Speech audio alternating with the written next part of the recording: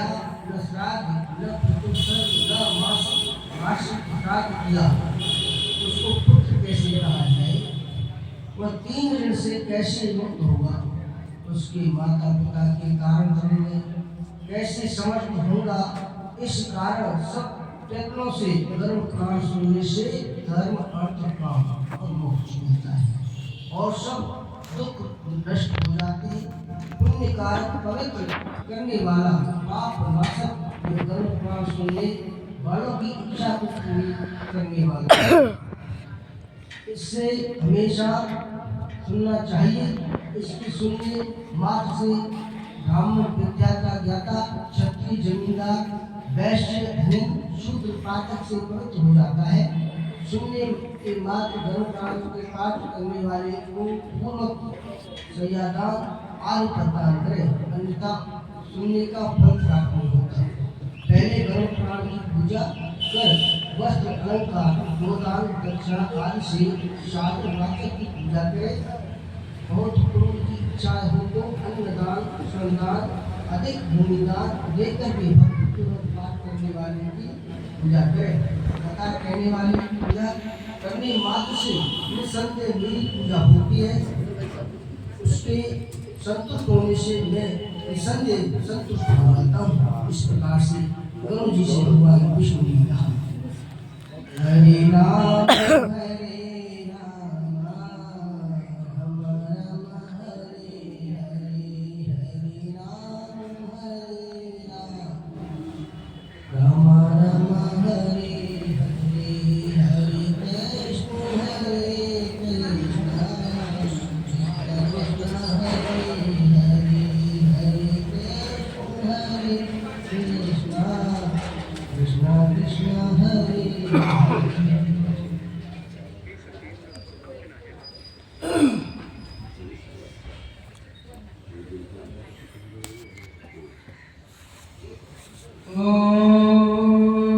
यो भूतं च भव्यं च सर्वं यस्याति तिष्ठति सर्वस्य च केवलं तस्मै ज्येष्ठाय ब्रह्मणे नमः।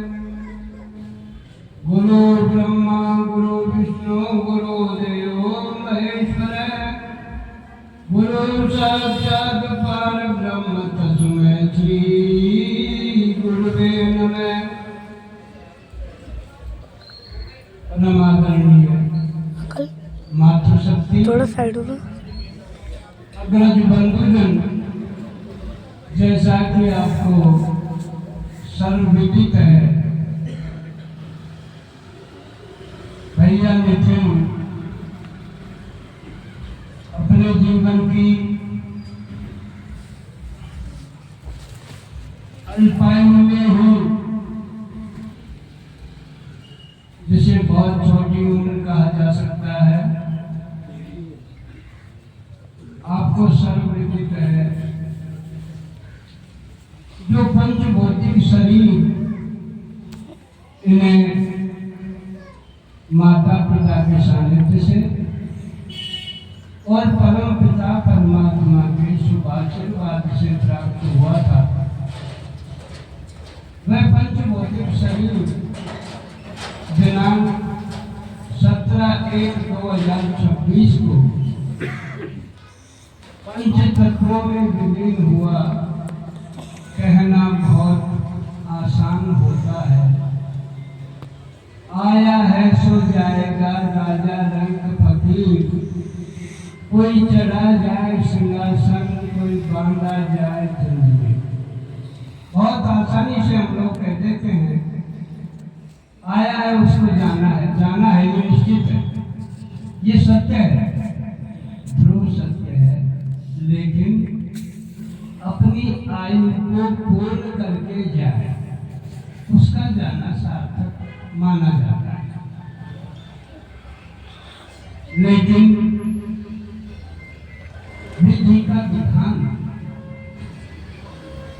जो होता है, मौत के सामने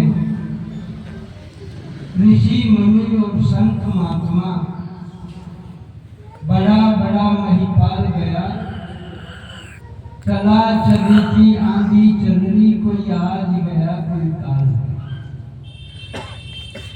आना जाना संसार का नियम है। जो पुष्प अभी पूर्ण रूप से पल्लवित भी नहीं हुआ था, पुष्पित भी नहीं हुआ था, और वो पुष्प डाली से टूटकर अलग हो जाए, उसका बड़ा दुख होता है। जो ऐसे ऐसे व्यक्ति भी यहाँ बैठे हैं जिन्होंने उस बच्चे को गोद में खिलाया होगा, जो उसकी शादी में गए होंगे, लेकिन परमात्मा वो अपने ऊपर कभी भी नहीं लेता है। एक समझने वाली बात है कि जीवन किसको कहते हैं। जीवन, जिंदगी हमेशा किसी की नहीं रहती। जब बच्चा पैदा होता है, जब बच्चा पैदा होता है तो उसके अंदर श्वास होती है। देखो कितना अजब तरीका है उस परम पिता परमात्मा का। जब बच्चा पैदा होता है उसके अंदर श्वास होती है, नाम नहीं होता। नाम निकालने के लिए परिवार वाले और पंडितों को बुलाया जाता है कि इसका नाम निकालिए। श्वास होती है, नाम नहीं होता। और जब बच्चा पैदा होता है नाम निकाला जाता है, और जब मृत्यु होती है तो श्वास नहीं होती, नाम होता है। फला आदमी इस संसार को छोड़कर चला गया। इसी नाम और जीवन के बीच के क्रम को जीवन कहते हैं।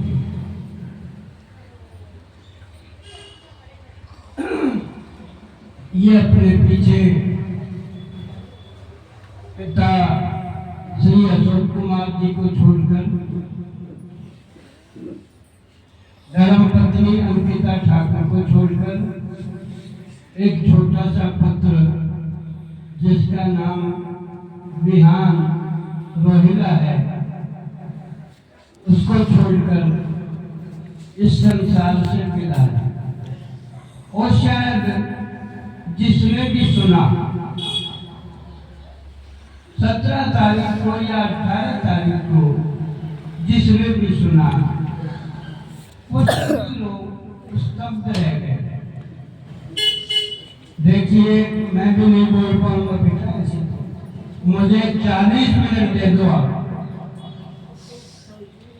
10-5 मिनट चुक गए, मैं बोल नहीं पाऊंगा। मेरा भी एक तुम्हारे ससुर के साथ अच्छा संबंध रहा है, वो बच्चा मेरा देखा हुआ था, मैं व्यक्तिगत रूप से जानता हूँ।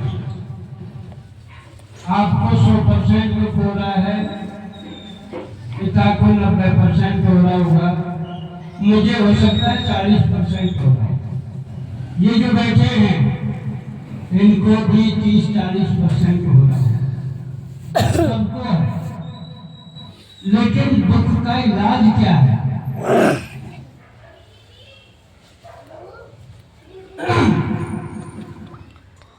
भगवान को जो मंजूर होता है वो होता है, उसके आगे कोई कुछ भी कर ले।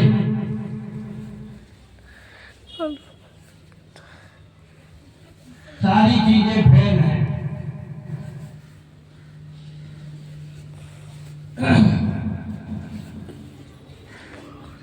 मैं आप सभी से निवेदन करूंगा, आज नहीं हम पूरे जीवन भर भी अश्रु बहाते रहें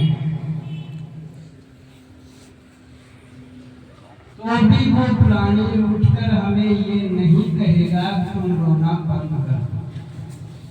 इसका कोई इलाज नहीं है। सुनो भरत भावी प्रबल बिलख कहो मुनिनाथ, हानि लाभ जीवन मरण जस अपजस वृद्धि हाथ।